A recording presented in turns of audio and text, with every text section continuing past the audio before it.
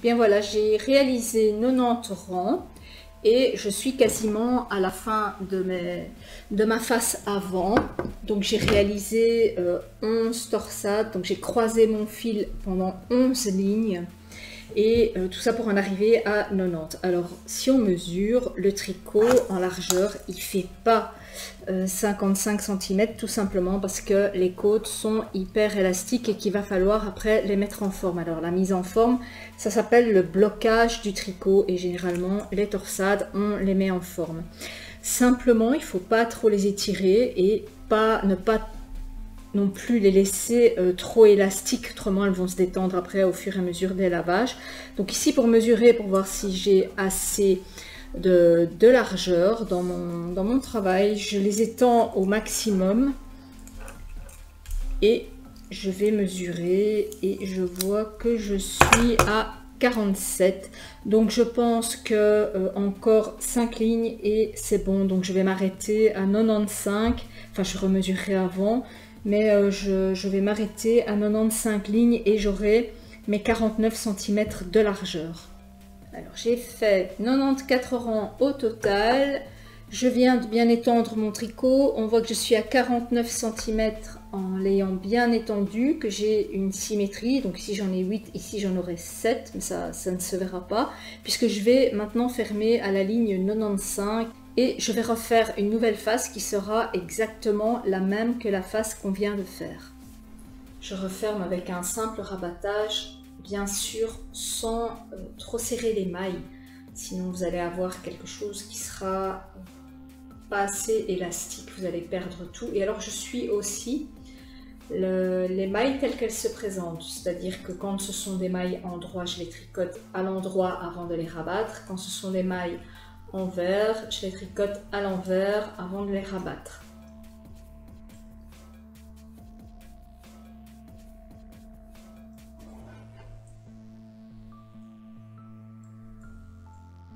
Alors juste après, je vais vous montrer, enfin quand j'aurai fait mes deux faces, comment je vais bloquer mon travail. Vous n'êtes pas obligé de les bloquer, hein. Il y en a qui aiment garder des tresses très élastiques. Moi je préfère quand il y a une mise en forme qui est faite. Enfin j'ai toujours pris ce pli là, alors je les bloque avec j'ai acheté carrément un tapis de blocage. Je vous mettrai aussi le lien en barre d'infos, parce que comme je tricote beaucoup, je m'en sers quasiment à chaque ouvrage. Et voici les dernières mailles.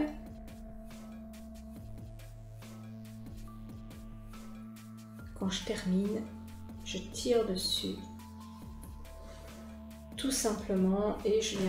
Alors ma caméra s'est arrêtée et je viens tout simplement couper la boucle qui se fait quand je tire dessus. Je coupe à l'intérieur avec un coupe-fil et voilà.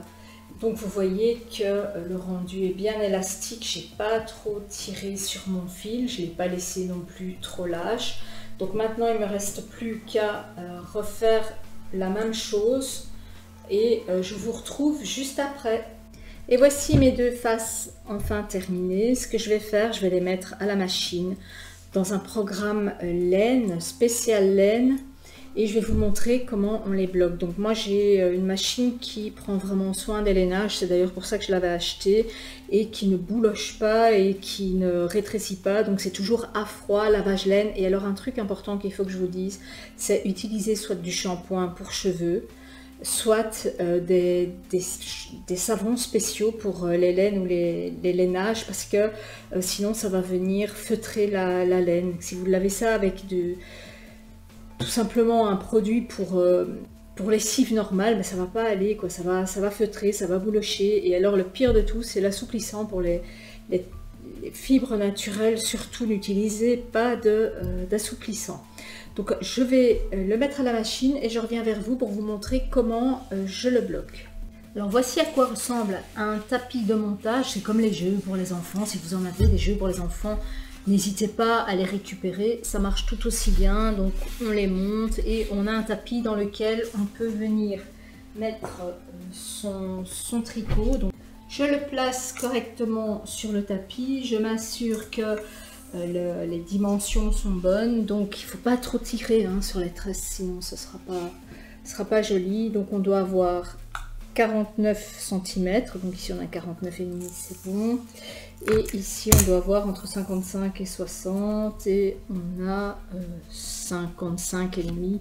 Donc c'est bon aussi, je peux le bloquer avec mes peignes et je le bloque sur les bords. Je ne vais pas le bloquer sur les tresses pour ne pas les abîmer.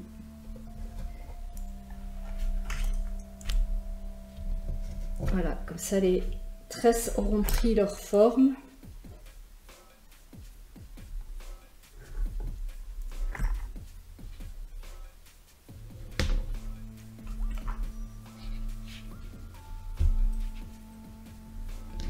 Voilà, je fais la même chose pour l'autre côté et je laisse sécher comme ça pendant 24 heures si c'est à la maison. Enfin, s'il fait chaud, ça dure un peu moins longtemps, mais j'aime bien les laisser 24 heures pour la mise en forme. Alors, si vous n'avez pas de tapis de blocage, avant, quand j'en avais pas, je le faisais sur 2 essuie-éponges que je mettais l'un sur l'autre et je venais épingler sur l'essuie-éponge et ça marche tout aussi bien.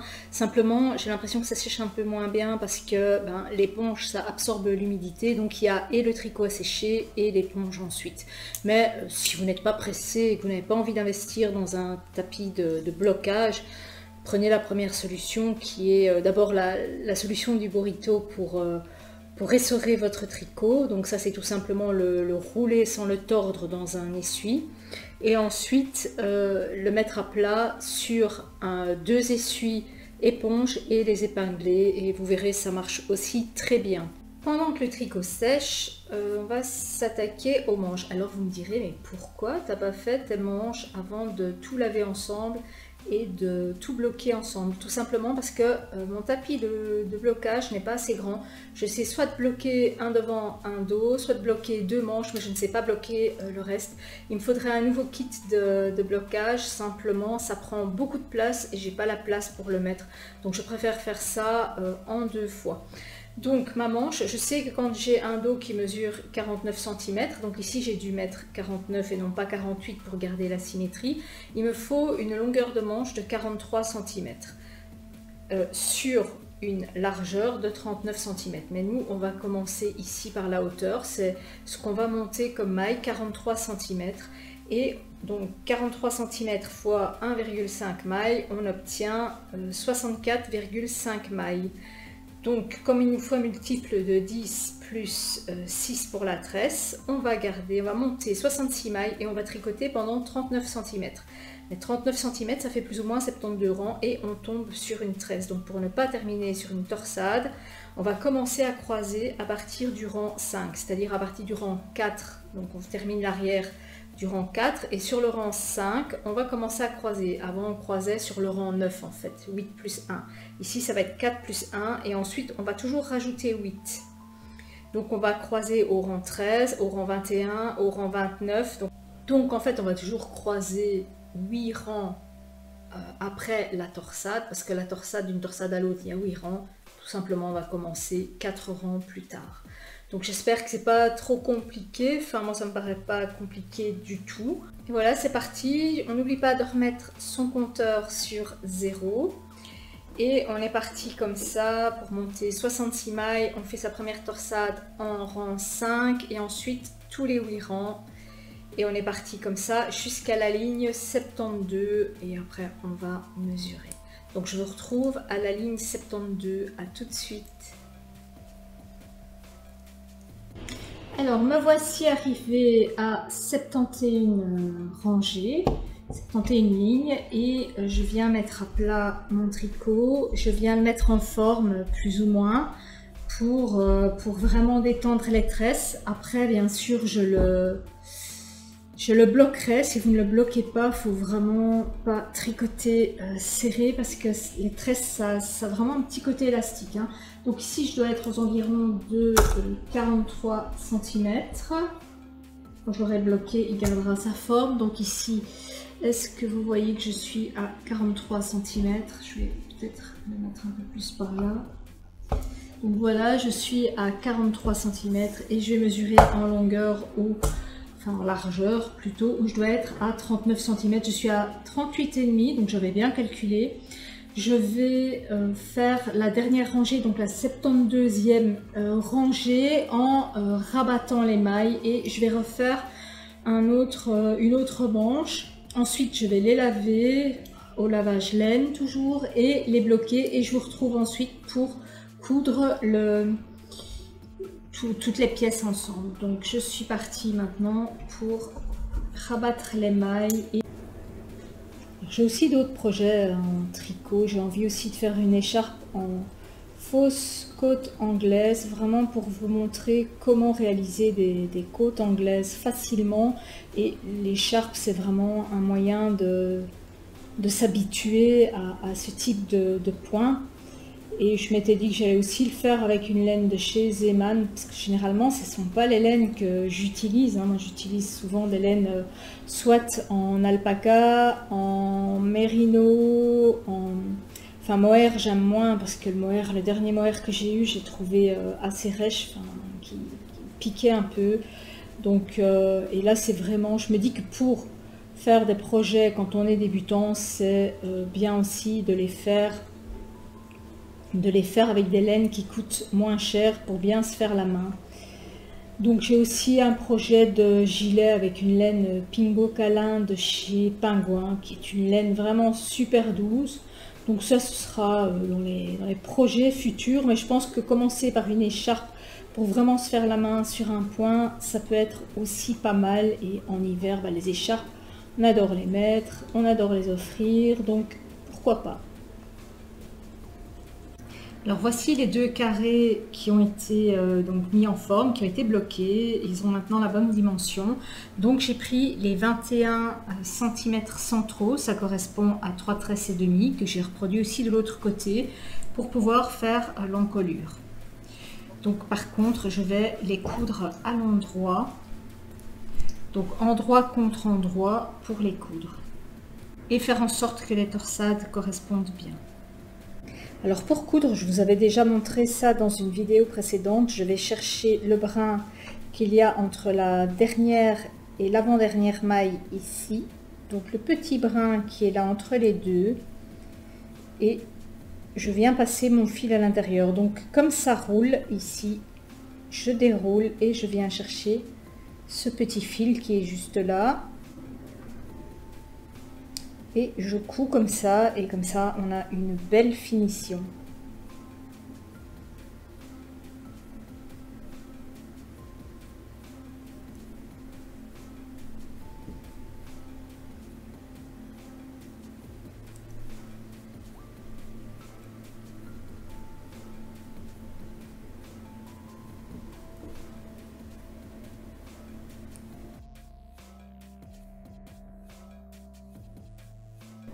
Alors il faudra bien faire attention que que ça concorde. Alors ici, comme il y a la tresse ici qui revient au-dessus, je vais aller chercher dans le brin qui est situé en dessous ce même petit fil qu'il y a à l'intérieur de la maille.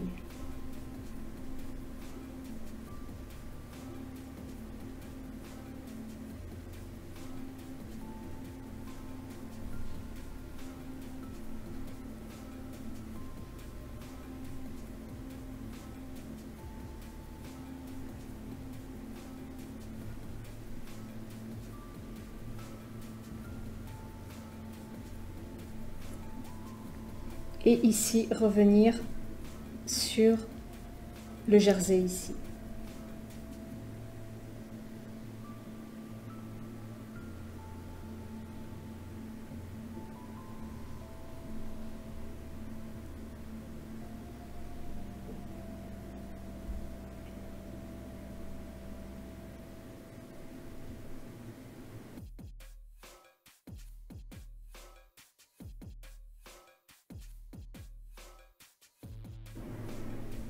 Voilà, donc vous voyez ce que ça donne. Vraiment aller sur le bord. Donc c'est vraiment ce bord. Il faut vraiment dérouler ici la dernière maille et aller chercher le brin de fil qui est entre ces deux mailles ici. Et vraiment venir joindre ces deux bouts-ci pendant 14 cm.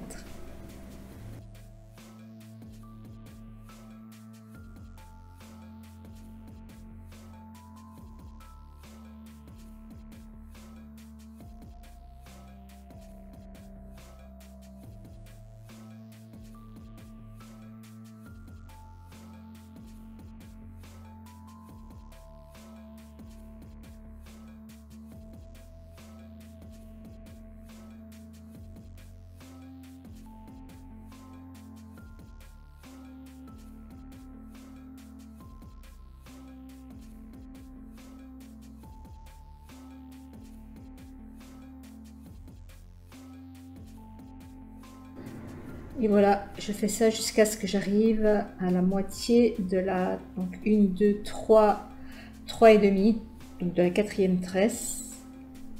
Je retire mes petits repères.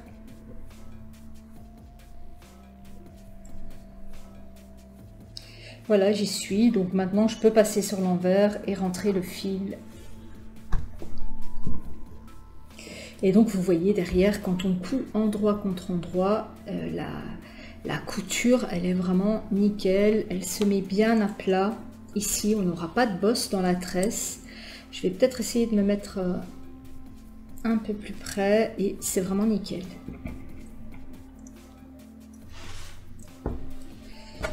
Donc maintenant, pour rentrer le fil, je vais le repasser ici. Je vais quand même faire un petit point d'arrêt.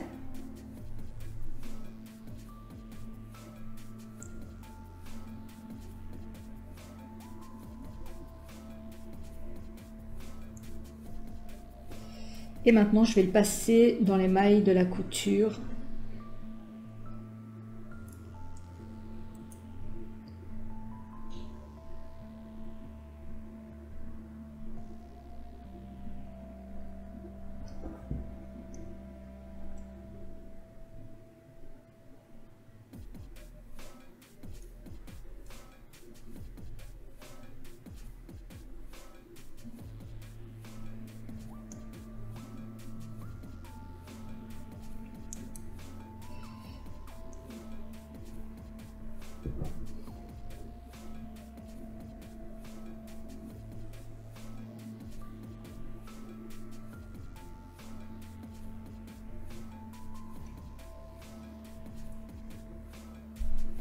Voilà, je peux couper avec un coup de fil le petit bout qui reste et on n'y voit plus rien et on a une belle partie d'encolure. Je vais commencer l'autre côté.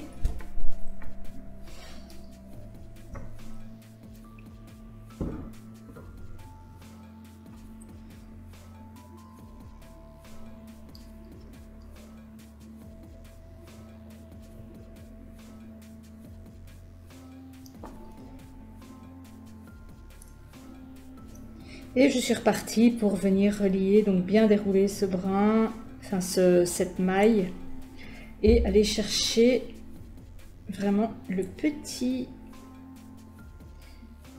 fil qu'il y a entre chaque maille ici.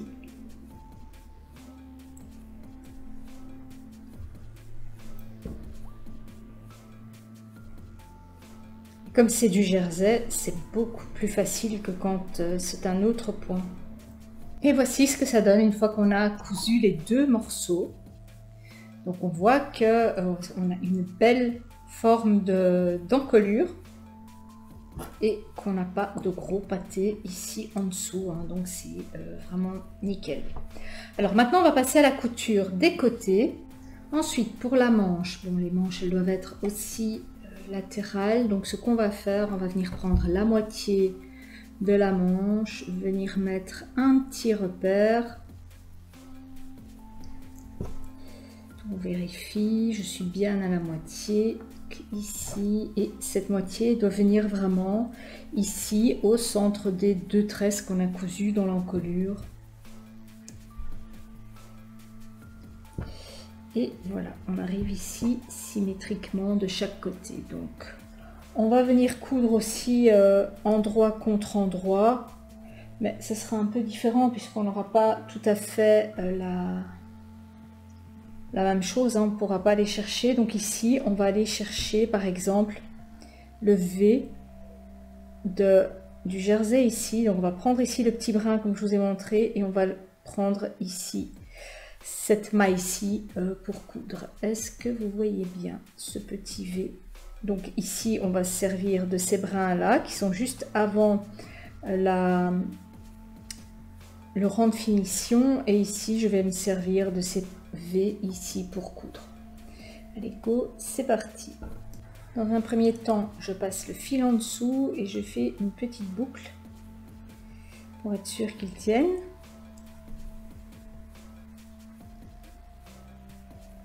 Alors, on sait que ça fait 39 cm de large sur 43. Donc 39 divisé en 2, ça fait 19,5. On doit avoir 19,5 d'un côté, 19,5 de l'autre. Donc on vient se repérer. Moi j'ai mis des petits guides et maintenant je vais pouvoir commencer à coudre ici au milieu de la tresse. Donc je prends, comme je vous ai dit, dans le V du jersey. Et ici je vais chercher le petit brin juste avant la dernière maille, puisqu'ici il n'y avait pas de maille lisière. Je vais essayer de ne pas mettre ma main devant pour vous montrer.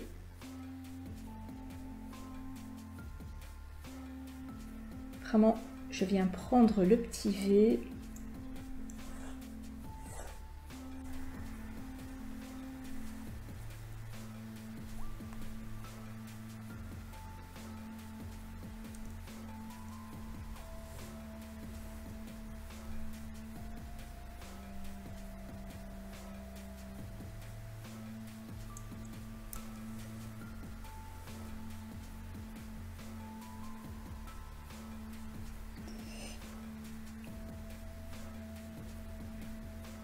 Alors ici, dans cette face-ci, je vais toujours aller chercher les petits brins qui sont entre les deux mailles, en fait, entre les deux dernières mailles. Par contre, ici, ça va soit être les petits V, soit les petits brins ici aussi, à la fin du jersey, juste avant la terminaison du rang. Alors voilà que j'arrive au bout de ma tresse. Enfin, dans ma torsade, en Belgique on dit tresse, on dit souvent tresse. Je vais passer le fil sur l'envers, faire un petit point d'arrêt,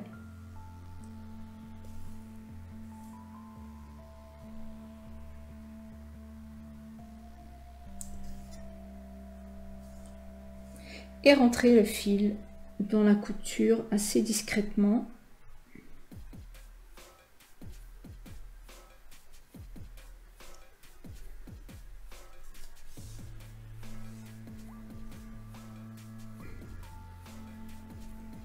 Voilà, et je vais faire un petit demi-tour.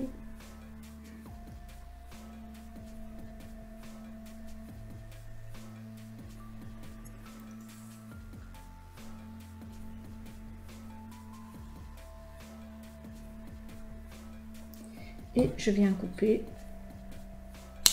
Et voilà, j'ai terminé donc la couture sur un côté de la manche. Donc vous voyez que la couture, elle est super propre à l'arrière. Elle va pas faire de grosses boulettes quand on va porter le pull. Donc ici on va avoir l'épaule, hein, donc la jonction entre la manche et le col, enfin l'encolure. Donc on est parti pour faire l'autre manche exactement de la même façon et je vous retrouve juste après. Alors maintenant que mes deux manches sont terminées, qu'elles ont été rattachées au corps du pull, je vais rejoindre les manches. Je vais repartir des manches pour aller rejoindre les côtés. Ici c'est plus facile, on va vraiment venir matcher les torsades. Donc moi, pour pas piquer en dessous, je mets toujours un petit carton et on est parti. Je vais repasser mon fil sur l'endroit et je vais venir chercher les petits V.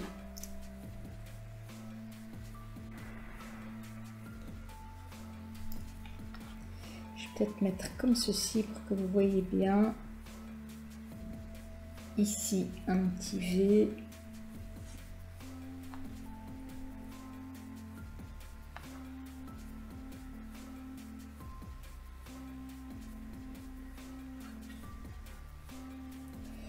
Et je suis partie comme ça pour matcher au maximum les deux formes.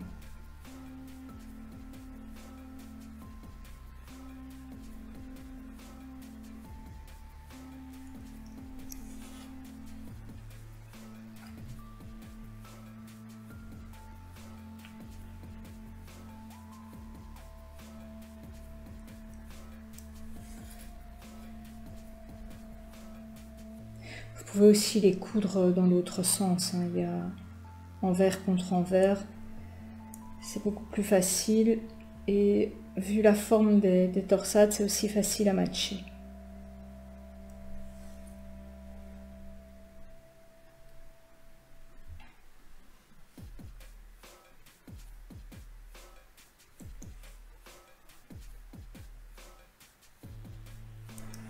Et voilà, je suis partie comme ça sur tout le long des deux côtés et je vous retrouve juste après. Je vais peut-être vous montrer. Donc ici je m'arrange toujours pour que la tresse se termine avec la tresse en fait et que le jersey envers se termine avec le jersey envers pour vraiment matcher au maximum. Alors je vous montre ce que ça donne pour la première partie de la couture. Les tresses qui se rejoignent bien et voilà pourquoi je voulais arriver à avoir une demi-tresse en fin et en début. Je vous avais dit on commence pas par 8 plus 1 mais par 4 plus 1 tout simplement pour garder la même proportion que ces tresses-ci. Une fois que c'est cousu, je trouve ça beaucoup plus joli.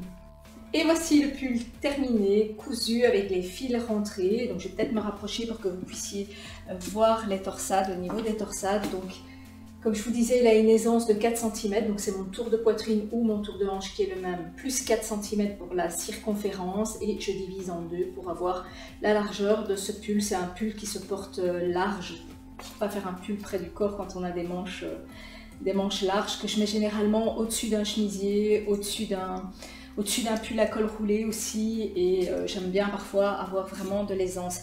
Alors voici au niveau du motif de la torsade ce que ça donne. Donc on a vraiment cette encolure bateau qui est formée par la tresse qui est super jolie. Il me restait un peu moins de 4 pelotes, donc pour ceci j'ai utilisé 5 pelotes mais j'en avais un peu plus d'un reste aussi et j'ai réalisé cette écharpe au point fausse côte anglaise, fausse maille anglaise. Donc je vais vous faire, je me suis aussi filmée quand je l'ai fait, donc je vais vous mettre la vidéo de la réalisation de cette écharpe d'ici une quinzaine de jours, juste pour moi le temps de la monter. Et c'est super facile à faire aussi, c'est pour les débutants et c'est une écharpe qui est super moelleuse et ici la laine elle va, c'est le type de laine qui est vraiment parfait pour ce genre d'écharpe qui va vraiment super bien. Elle mesure 30 cm donc 30 sur 2 mètres et pour les jours qui viennent moi je trouve ça vraiment bien quoi. Alors bien entendu j'ai encore plein de projets, hein. J'ai une tête qui la nuit je ne dors pas en fait, je réfléchis tout le temps à mes futurs projets et j'ai réalisé ici un petit échantillon que j'ai fait aussi avec une laine de chez Zeman. Donc c'est aussi la Julia, ce sont des côtes 4-3 et je pense que je vais réaliser un gilet avec un gilet pas trop long qui vient vraiment au niveau de l'aine et je pense que je sais pas encore si je vais faire une encolure ou si je vais le faire avec une capuche et je pourrais aussi me filmer quand je le fais, comme ça c'est aussi pour les débutants, ça pourrait aussi vous aider. Donc ça c'est la grise. Alors ici vous le voyez accroché sur un tapis mousse en fait, ce sont des mousses de blocage, mais ce sont aussi des mousses qu'on utilise pour les enfants, comme tapis pour les enfants, et avec des peignes de blocage, tout simplement parce que quand on fait, le plus important quand on tricote, c'est l'échantillon. Ça je le dirai jamais assez, et les échantillons, moi je les bloque aussi pour vraiment avoir si vous voulez votre pull, quand vous allez le laver, il va bouger. Donc il aura une dimension différente de ce que vous avez mesuré au moment où vous l'avez tricoté, parce que les côtes par exemple c'est élastique. Et ici je l'ai bien mis à plat, sans les tirer. Il ne faut pas tirer quand on met en forme, quand on bloque, ça s'appelle bloquer un tricot. Et je l'ai épinglé pour qu'il reste sur cette forme et que j'ai la dimension exacte que mon pull aura une fois que je l'aurai bloqué et lavé. Donc voilà, j'espère que cette vidéo vous aura plu et je vous dis à très bientôt pour de prochaines vidéos. Ciao!